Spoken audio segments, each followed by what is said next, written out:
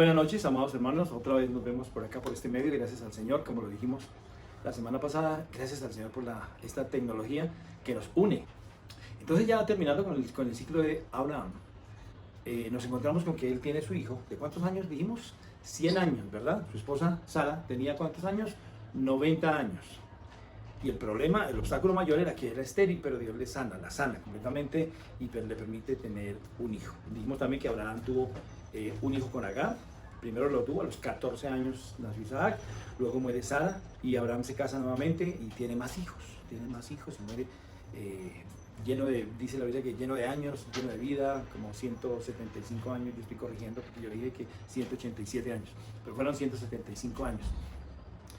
Y murió y fue a la presencia del Señor y quedó su hijo Isaac, el segundo de los patriarcas, de los padres de la nación hebrea, de la nación de Israel. ¿Qué pasó con este muchacho? Abraham llega 25 años después, 25 años después de la promesa que Dios le hace a Abraham. Acordémonos, Dios le dice a Abraham, sal y cuenta las estrellas de los cielos, y bueno, de ahí pasaron 25 años.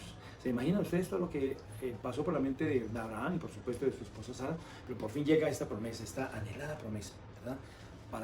Para él fue una felicidad. De hecho, su nombre está conectado con alegría, con felicidad, porque realmente estaba rompiendo todos los parámetros y ahí estaba este joven Isaac. Este joven Isaac crece y más o menos digo yo, como a los 12 años. Entonces Dios le dice a Abraham, le dice, ¿sabes qué? Yo quiero que sacrifiques, que tomes a tu hijo, a tu único hijo, y lo lleves a un monte y lo sacrifiques. En otras palabras, lo pongas en un altar y lo partas con un cuchillo, lo mates, le quites la vida tú y me lo ofrezcas a mí. Lo interesante es que no era su único hijo. ¿Cuál fue el primer hijo de él? Ismael. ¿Por qué Dios le dice tu único hijo, tu único hijo? Más adelante también tiene otros hijos, como ya lo dije, pero también se vuelve a referir a Isaac como tu único hijo, porque ese era el hijo de la promesa. No era porque él era el único al que amaba el Señor, no, sino era porque de ahí iban a ser una nación, ¿no? Entonces vemos cómo esta predestinación viene no solo a través de Jacob, que ya lo vamos a ver más adelante, ni de Isaac, sino viene en Abraham también, ¿verdad? Dios tenía un propósito con Abraham y nace Isaac. Bueno, todos conocemos la maravillosa historia cuando Abraham entonces va a sacrificar a su hijo en obediencia al Señor, seguramente con algo de dolor en su corazón, pero con esa paz de Dios, porque él ya había hablado con Dios. Y le dice, detente, cuando ya lo va a matar, le va a enterrar el puñal, le dice, detente, ya, ahora sí, ahora conozco que me amas más que a tu hijo, entonces no lo mates, no lo mates. Y la vida de Isaac entonces continúa, sigue y él llega a sus años, como de 40 años más o menos, entonces empieza un proceso de buscar su esposa, que más bien no fue él, sino fue el papá el que le comenzó a buscar la esposa. Y por fin encuentra una mujer, el siervo de él encuentra una mujer para él, se llamaba Rebeca. Y se casan, pero Rebeca tenía el mismo obstáculo de la suegra. ¿Cuál era? Era estéril también, era estéril. Ahora yo me pregunto, si había una promesa para Abraham, y él tiene algunos obstáculos en el camino, ahora hay una promesa que va a ser continuada a través de Isaac, y se encuentra con otro obstáculo como era la esterilidad, y la promesa era de multiplicación. Si es de Dios, ¿por qué tanto obstáculo? ¿Por qué tanto problema? ¿Por qué tanta dificultad, verdad? Es que en eso consiste la fe, mis hermanos queridos. Dios quería hacerlos crecer precisamente en esa fe. Hoy en día pasa exactamente igual que con nuestros patriarcas queridos del pueblo de Israel. ¿Qué es lo que pasa? Que también Dios nos ha hecho promesas, que también Dios nos dice cosas, que también Dios nos dice, yo estoy contigo, no temas. Pero justo cuando nos dice yo estoy contigo es porque estamos en la mayor soledad. Es cuando estamos atravesando uno de los más grandes problemas, de los más grandes conflictos, y ahí aparece la voz del Señor, yo estoy contigo. Y uno dice, ay, qué rico, ahora se me van a solucionar todos los problemas. Y no pasa eso. Los problemas no se solucionan, siguen ahí. A veces incluso se aumentan los problemas. Y uno dice, bueno, a ver, ¿qué pasó? ¿Dónde está la promesa? ¿Dónde está lo que me dijo el Señor? Yo estoy contigo, no temas, no te preocupes, tu vida está en mis manos. Yo soy el fuerte, el valiente, el todopoderoso. ¿Y qué se hizo? Porque no lo veo. No siento que me esté respondiendo. No veo que Él es el todopoderoso, al menos para mí. ¿O no nos ha pasado? Seguramente sí, una o varias veces. Pues ellos pasaron también por ahí, ¿verdad? Por esas dificultades, por esas crisis. Hermanos queridos, ¿cuál será el propósito? El propósito, como lo hemos dicho algunas veces, no es amargarnos la vida, no es simplemente hacernos enojar o hacernos preocupar, sino es precisamente sacar lo mejor de nosotros. En otras palabras, la fe, que crezcamos en esa fe. Fe no es solamente decir, yo creo en ti, yo te amo, tú eres un Dios tan maravilloso, cuando todo lo tenemos, porque eso realmente no tiene sentido. Fe es justamente decir esas mismas palabras, yo confío en ti, cuando estamos en la crisis. Pero para eso necesitamos crecer y conocer a Dios en medio de la crisis. Si ustedes pueden estudiar la palabra del Señor, se van a dar cuenta que los grandes hombres de Dios conocieron más a Dios precisamente en tiempos de crisis. No fue en tiempos de abundancia, fue en tiempos de crisis, en tiempos difíciles. Allí entonces buscaron al Señor y el Señor se reveló, se manifestó a ellos. Y necesitaban crecer en fe. Cuando hablamos de fe, nos referimos a algunas palabras que son como sinónimas, aunque no parezcan, ¿verdad? Una es como la obediencia. Si yo tengo fe en el Señor, voy a hacerle caso a lo que Él me diga, ¿verdad? Si yo tengo fe en el Señor, voy a tener una comunión con Él. En otras palabras, voy a estar en paz con el Señor, voy a estar al día con el Señor. Si yo tengo fe, pues simplemente voy a tener esa seguridad, esa confianza. Allá es donde nos quiere llevar el Señor, a que tengamos esa seguridad. Para Dios no es problema hacer así y solucionar todos nuestros problemas y darnos una cuenta bancaria muy grandota y llenar nuestra nevera, nuestra despensa de alimentos. Él no tiene ningún problema y Él quiere que lo sepamos. Él no tiene problema con eso, Él tiene el poder para hacerlo. ¿Por qué no lo hace? Porque nosotros necesitamos crecer en el Señor, porque nosotros necesitamos madurar. Muy bien, entonces llegó el momento para este muchacho Isaac. Isaac ya muere su papá, entonces él es el siguiente patriarca. Isaac tiene 2 hijos con su esposa. ¿Cómo así? Luego no dijo que era estéril. Sí, él era estéril, pero también Dios la sanó. Solucionado uno de los problemas mayores, de los obstáculos más grandes que tenían, ya estaba solucionado. Su esposa se llamaba Rebeca, era estéril, Dios la sana, y nacen 2 hijos. Uno se llamó, ¿cómo se llamó? El mayor, correcto, Esaú. Ella tuvo gemelos, tal vez serían mellizos, no sé. Pero el primero que nace se llama Esaú. Era muy velludo, dice la Biblia. Era muy, muy peludo, ¿verdad? Y el segundo ahí inmediatamente de él y con la mano agarrada al talón del pie de su hermano Esaú, venía Jacob. De ahí su nombre, lo pone Jacob porque entendieron que él lo quería suplantar y él quería ocupar el primer lugar, que él quería nacer primero. Bueno, esa fue a la conjetura que llegaron en esa época, ¿verdad? Y lo pusieron entonces Jacob. Y cosa curiosa, su nombre estuvo muy de acuerdo con su vida, con su carácter, con su forma de ser y con su forma de actuar. Siempre quiso suplantar y eso fue lo que hizo en algunas oportunidades, naturalmente llevándolo a tener una cantidad de problemas. Pero estos muchachos crecieron. Dice la Biblia, allá ustedes lo pueden leer más en sus casas, en Génesis capítulo 25 y Génesis capítulo 26.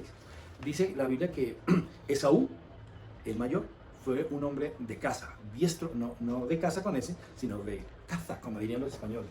Le gustaba cazar, salir, ir, la aventura. Y llegaba siempre con su becerro, me imagino yo, con su venado. Yo no sé qué cazarían en esa época, ¿verdad? Pero él llegaba y a su papá, a Isaac, le gustaba esa parte.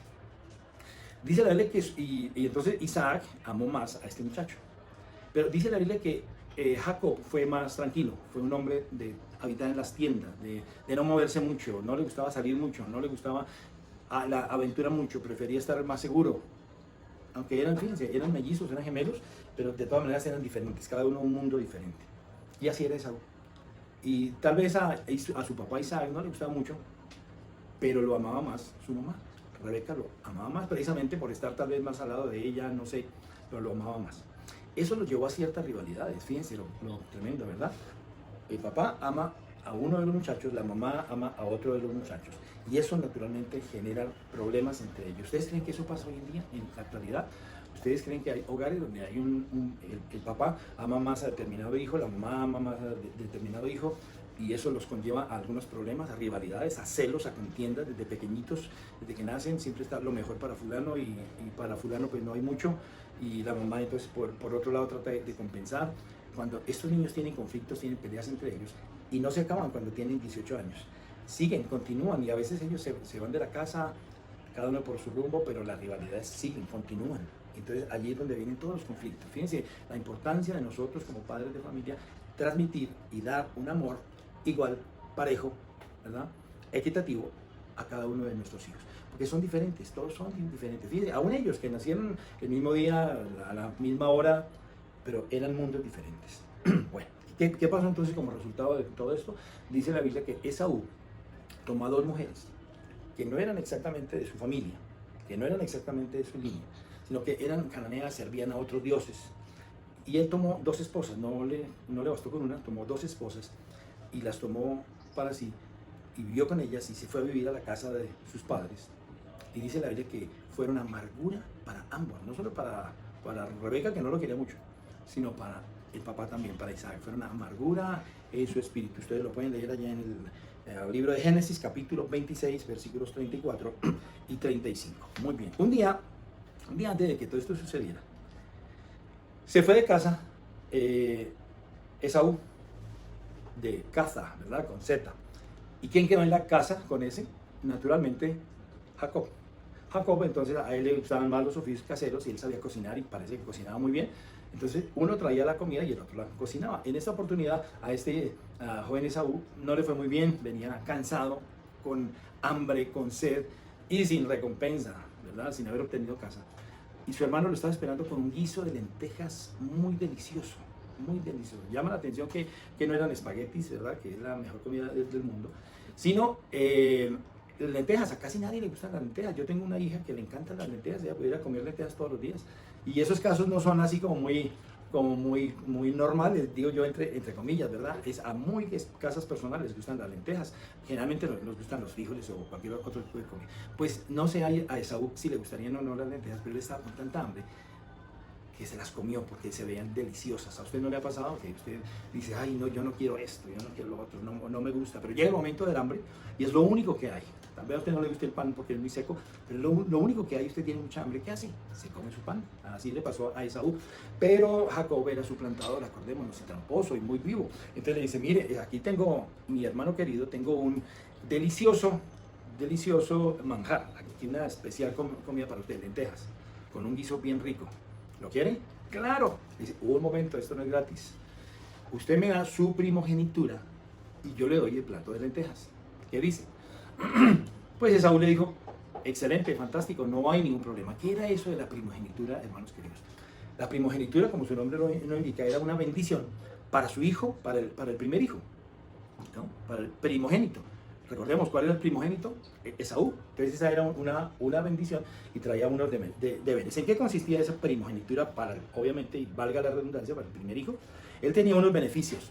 En primer lugar, era el sacerdote. Debía ser, cuando el papá faltara, cuando Isaac muriera, Esaú en este caso, debería ser entonces el sacerdote de la familia, el que nos guiara hacia Dios, el que tomara las riendas espirituales de la familia. Y cuando se hablaba en ese momento, en esa época, de familia no se refería solamente a su esposa y a sus hijos, se refería a sus hermanos menores juntamente con sus esposas, o sea, con sus nueras, con sus sobrinos, con todo el núcleo familiar y del resto de descendencia hasta que él muriera y dejara a otra persona, dejara obviamente a su primogénito, en este caso el primogénito de Esaú. Pero Esaú dijo, a mí qué me interesa, yo de Dios no sé nada, a mí no me interesa sinceramente para nada ser el sacerdote de mi familia. ¿Qué voy a guiar a Dios a mi familia si ni siquiera yo tengo una relación y una comunión con Dios? No me interesa. El resto eran los siguientes, era el gobierno de la familia, no solo era guiar a toda esa familia, sino también que era el gobernante, algún caso, alguna situación difícil, algún problema que hubiera entre algún familiar, iban y lo resolvían ante él. Mire, usted es el patriarca, entonces queremos presentarle este problema. Bla, bla, bla, bla, bla, y él era el que lo resolvía, era como el gobernador de su familia, así se manejaba en esa época. Pero había una bendición material muy importante, y era que él recibía la doble herencia que iban a recibir los demás. Como no habían más hijos, sino era otro más, entonces a él le correspondía la doble herencia. Entonces por esa parte, pues sí. Entonces tal vez, digo yo, tal vez Esaú lo que dijo, pues lo espiritual no me interesa, ser el gobernador de la familia, pues de pronto sí, pero lo que más me llama la atención es que voy a recibir doble herencia, así que yo también le voy a decir a él que sí, que no hay problema, que no me interesa, pero realmente cuando me toque, yo voy a recibir de parte de mi papá esa bendición, al menos la material, lo espiritual no me interesa.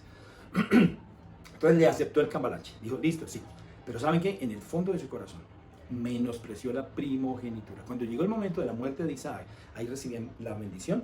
Entonces dice la Biblia que Isaac estaba ciego, y la mamá de Jacob, como el otro era tan velludo, entonces con una piel de un animal lo hizo velludo para que se presentara ante Isaac y reclamando la bendición que el otro había menospreciado. Entonces cuando llega, Isaac era ciego y le da la bendición a Jacob pensando que era su hijo Isaac, Esaú, es que es un juego de nombres muy raro, y le da la bendición. Ahora Jacob, el segundo, había obtenido esta primogenitura, ¿verdad? ¿Qué más le correspondía con esta primogenitura? Tenía que ofrecer su vida a Dios. Tenía que obedecer la voluntad del Señor y tenía que consultar a Dios para cualquier decisión que fuera, bien sea para matrimonio, bien sea para posesión de algunas tierras. Cuando hubiera algún problema, tampoco era lo que a él le parecía, mire, esto se resuelve así, así, no, sino que primero debía consultar a Dios. Más o menos era como tener el Nuevo Testamento entre nosotros, ¿verdad? Consultar al Señor por cada caso. Iré, viajaré, ¿qué posición tomaré con este problema que tengo en la familia? ¿Qué voy a hacer, Señor? Aquí estamos. Era más o menos muy similar. A Jacob tampoco le interesaba lo espiritual, pero él sí iba detrás de lo material. Se va con su bendición y al rato viene, ¿saben quién? Esaú. Esaú dijo, yo voy a reclamar mi doble herencia, el resto no me interesa, pero mi herencia sí, lo material, para allá vamos. Y entonces va este muchacho a reclamar su herencia y Isaac le dice, ya te la di. No, yo no fui, me suplantó mi hermano. Ya no tengo más bendición para usted, le dice Isaac. Eso sumado a toda la rivalidad que tenían desde pequeñitos, eso fue la gota que derramó la copa, ¿verdad? Y de ahí fueron mucho más enemigos estos dos hermanos. Qué tristeza, ¿verdad? Entonces, más o menos eso es a grandes rasgos lo que se trata de la vida de Isaac, cómo fue él crió a sus hijos juntamente con su esposa, cómo le dieron en determinado momento buen ejemplo, pero también hubo una mala relación ahí con ambos hijos que tuvo y vinieron consecuencias. Hermanos, todo lo que hagamos nosotros tiene consecuencias, vienen consecuencias, por eso tenemos que estar muy pendientes. Por eso, en cada decisión que tomemos vamos a decir, Señor, ¿tú qué opinas? Señor, yo creo, a mí me parece que este es el camino correcto, pero ¿qué dices tú? Porque Dios es mucho más sabio que nosotros, está arriba de nosotros y Él conoce lo que viene para el futuro. Entonces, por eso es que Él nos guía, Él nos debe orientar, ¿verdad? Por eso no debemos ser independientes del Señor, sino buscarle. No buscarle solamente para decirle, Señor, necesito esto, necesito empleo, necesito comida, necesito ropa, sino, Señor, ¿qué hago? Muéstrame el camino. Señor, como lo dijo el apóstol Pablo en su conversión, Señor, ahora, ¿qué quieres tú que yo haga en mi vida y con mi vida? Ahora tú mandas sobre mí. Que eso sea una parte fundamental para nosotros, mis hermanos queridos. Vamos a parar ahí y vamos a orar al Señor también para que el Señor siga glorificándose en nuestras vidas. Hemos estado ya varios días ya aisladitos, como lo dije en un mensaje por WhatsApp, a veces con temores, a veces con inquietudes, a veces con esa pregunta, ¿qué va a pasar? Yo no tengo lo que se llama hoy en día un teletrabajo, entonces me van a despedir, me van a echar, me van a pagar la mitad o menos del salario. ¿Qué va a hacer de mí? ¿Quién me va a sostener? ¿En manos de quién estoy? Ahora es cuando vamos a conocer realmente el poder y la misericordia del Señor, ¿no? Y el Señor no tiene que hacerlo, pero en su gracia, en su misericordia, en su favor, Él lo hace con nosotros. Así que mi hermano querido, aquella dificultad que usted tiene y que no puede resolver, entonces esta noche la vamos a poner en las manos del Señor. Tal vez sea un asunto familiar de sus hijos, que sus hijos están en alguna otra parte también padeciendo, ¿verdad? Usted quisiera llegar y solucionar ese problema, pero no puede. Hay que ponerlo todo en las manos del Señor. Quizás sea un problema físico, no sé, el Señor sabe. En este momento, hermano querido, usted cierre sus ojos y con todo su corazón exprésele al Señor ese problema. Oremos, mis hermanos. Señor, en esta noche bendecimos tu nombre y te damos gracias porque tú eres tan bueno y tan maravilloso, Señor. Queremos decirte gracias, Señor, por el ejemplo y la instrucción que tú nos das a través de tu palabra, Señor.